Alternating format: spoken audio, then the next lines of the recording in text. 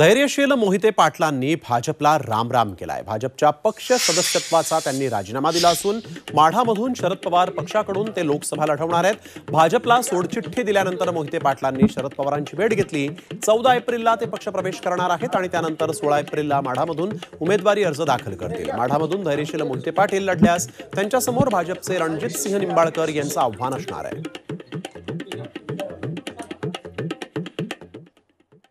धैर्यशील मोहिते हे आजच मला ते आता दिसून गेले।